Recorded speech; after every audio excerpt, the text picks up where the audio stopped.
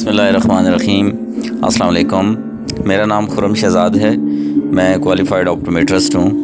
میرا working address ایمان optics Chakwal hospital road پہ ہے، اور آج سے ہم کلینکل سروسز کے ساتھ ساتھ پیشنٹ ایجوکیشن کا ایک نیا سیشن سٹارٹ کر رہے ہیں، جس میں ہم لوگوں کو آسان زبان میں آنکھوں کے مسائل، ان کی وجوہات اور ان کے ممکنہ علاج کے بارے میں مفید معلومات دیں گے۔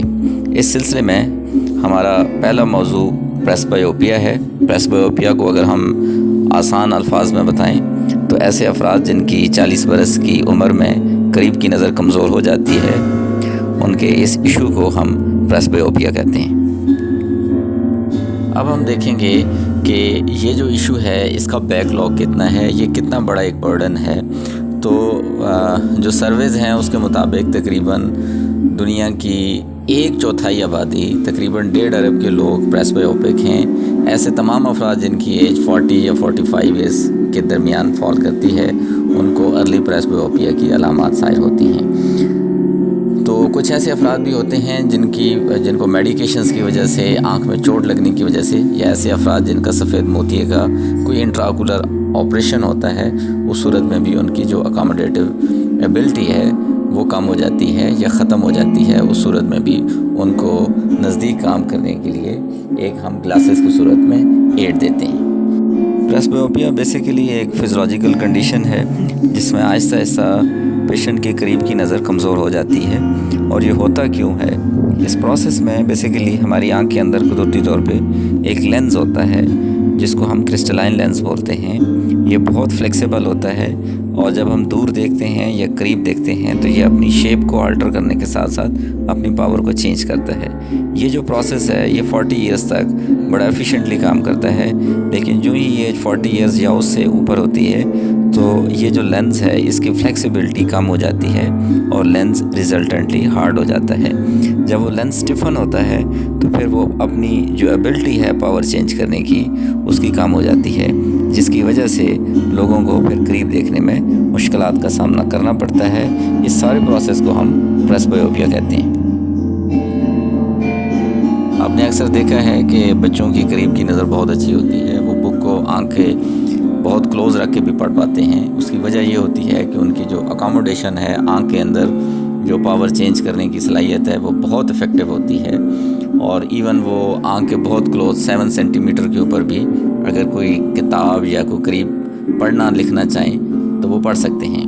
لیکن جو عمر زیادہ ہوتی ہے، آہستہ آہستہ یہ جو اکاموڈیٹیو ایبلٹی ہے یہ کم ہو جاتی ہے، حتیٰ کہ جب پیشنٹ 40 برس یا 45 ایئرس کی ایج میں آتا ہے تو یہ جو قریب دیکھنے کا پوائنٹ ہے یہ اور پیچھے چلا جاتا ہے، اور یہ 25 سینٹی میٹر پہ آ جاتا ہے۔ جب مریض کا جو نیئر پوائنٹ ہے یہ 25 سینٹی میٹر کے اوپر آتا ہے تو پھر اس وقت مریض کو اینک کی ضرورت پیش آتی ہے۔ پریسبائیوپیا کی وجوہات کیا ہیں؟ جو کازز آف پریسبائیوپیا ہے اس میں سب سے جو مین کاز ہے وہ ہماری سینائل چینجز ہیں، جو ہمارے لینس کے اندر بھی ہوتی ہیں۔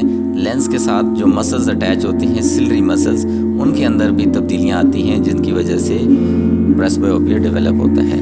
دوسری جو بڑی ریزن ہے وہ ہائپرمیٹروپیا ہے۔ ہائپرمیٹروپک ایسے افراد ہیں جن کی ڈسٹنس کی ویژن کم ہوتی ہے، اور اس میں جو امیج ہے وہ آنکھ کے پیچھے بنتا ہے، اور ان کو پلس کے نمبرز کے ساتھ ہم کریکٹ کرتے ہیں۔ جو ہائپرمیٹروپک پیشنٹس ہوتے ہیں ان کو جو پریسبائیوپیا کی علامات ہوتی ہیں یہ as compared to normal patients یہ جلدی ہوتی ہیں۔ اس کے علاوہ جن لوگوں کو کالا موتیا ہوتا ہے ان کے اندر بھی پریسبائیوپیا کی علامات جلدی ظاہر ہوتی ہیں۔ دیکھیں گے کہ پریسبائیوپیا کی سمٹمز کیا ہیں، علامات کیا ہیں۔ تو اس میں جو مین ایشو ہے وہ لوگوں کو قریب دیکھنے میں مشکلات ہوتی ہیں۔ جو بہت فائن ٹیکسٹ ہوتا ہے اس کو دیکھنے میں مسائل ہوتے ہیں۔ جیسے کوئی بندہ کمپیوٹر پہ کام کر رہا ہے تو اس کو جو چھوٹا فونٹ سائز میں لکھا ہوا کوئی بھی تحریر ہے وہ پڑھنے میں مشکل ہوگی۔ خواتین کو سوئی میں دھاگا ڈالنے میں مسئلہ ہوگا۔ جو لوگ کتاب پڑھتے ہیں ان کو کتاب میں باریک لفظ نظر نہیں آئیں گے۔ اخبار پڑھنے والے جو افراد ہیں ان کو بھی جو چھوٹی لکھائی ہے وہ پڑھنے میں مشکلات ہوتی ہیں۔ اس کے علاوہ استنوپک سمٹمز ہوتے ہیں، مریض کو ہیڈ ایک ہو سکتا ہے، اسٹرین ہو سکتا ہے، اسٹریس ہو سکتا ہے، ڈپلوپیا کے ایشوز ہوتے ہیں، چیزیں دو نظر آتی ہیں۔ اور اس کے علاوہ ایسے افراد جن کو کوئی اور ڈیزیز ہے، کوئی کرونک النس ہے، ان کو یہ جو علامات ہیں یہ زیادہ ایگریویٹ ہو جاتی ہیں. اور اس میں ایک بہت امپورٹنٹ چیز بتانے والی یہ ہے کہ جو پریسبیوپیا ہے یہ کوئی ڈیزیز نہیں ہے، یہ بیماری نہیں ہے. ہم اس کو پریونٹ بھی نہیں کر سکتے، ہم اس کو کیور بھی نہیں کر سکتے. صرف ہم مریض کو ایک سمپل پیئر آف گلاسز سے اس کو فیسیلیٹیٹ کر سکتے ہیں اور اس کی زندگی آسان ہو سکتی ہے.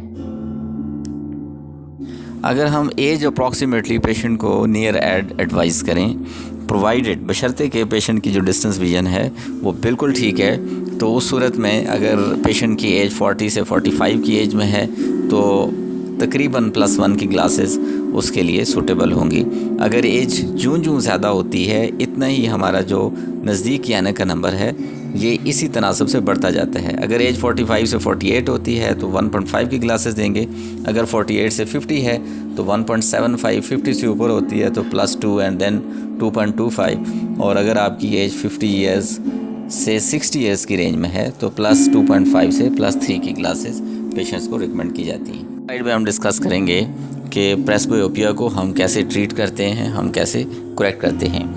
تو جب بھی آپ کو یہ علامات ظاہر ہوں اور آپ کی ایج 40 اور ابو ہو تو آپ کسی بھی آپٹیشین شاپ پہ آپٹومیٹرس کے پاس جائیں، کسی آئی سرجن کے پاس جائیں اور وہاں پہ اپنی آنکھوں کا معائنہ کروائیں.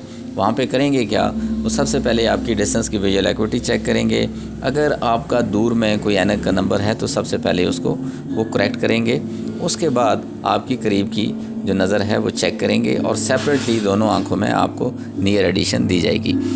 اور اس میں کبھی بھی ہم کوشش کرتے ہیں کہ کبھی بھی پیشنٹ کو ہم اوور کریکشن نہ دیں، چونکہ اوور کریکشن سے پیشنٹ کا جو ریڈنگ ٹائم ہے وہ کمپرومائز ہوتا ہے اور جلدی پیشنٹ کی جو آنکھیں ہیں وہ تھک جاتی ہیں. اس کے علاوہ ہم جو پیشنٹ کا آکوپیشن ہے، جو پیشنٹ کا پروفیشن ہے، یہ بہت امپورٹنٹ ہے. یہ ہم مریض سے پوچھتے ہیں اور پروفیشن کے حساب سے ہم اس کو قریب کی اینک دیتے ہیں. کچھ ایسے افراد بھی ہوتے ہیں جن کو بہت فائن ڈیٹیلز دیکھنی ہوتی ہیں، ان کو ہم زیادہ پاور دیتے ہیں، ان کو کم ڈسٹنس کے اوپر دیکھنا ہوتا ہے. اور کچھ ایسے آج کل تو میکسیمم لوگ کمپیوٹر استعمال کرتے ہیں، تو جو لوگ کمپیوٹر استعمال کرتے ہیں ان کو انٹرمیڈیٹ ڈسٹنس کے لیے ہمیں کریکشن دینی ہوتی ہے. چونکہ جو کمپیوٹر کا ڈسٹنس ہے، جو PC کا ڈسٹنس ہے، یہ قریب سے ذرا دور ہوتا ہے اور دور سے ذرا قریب ہوتا ہے، تو اس لیے ہم اس کو انٹرمیڈیٹ ڈسٹنس کہتے ہیں. تو آج کے لیے اتنا ہی. آج ہماری پریزنٹیشن کا یہی کنٹینٹ تھا. امید ہے کہ ہم نے کوشش کی ہے کہ ہم آپ کو بہت سمپل طریقے سے یہ جو ایک پبلک ہیلتھ ایشو ہے اس کے اوپر آپ کو ایک ایجوکیشنل سیشن دیں. تو آپ لوگوں کی اٹینشن کو بہت شکریہ. نیکسٹ ٹائم ہم آپ کے پاس اور دیگر جو آنکھوں کے کامن ایشوز ہیں اس کے اوپر بات کریں گے. Thank you so much.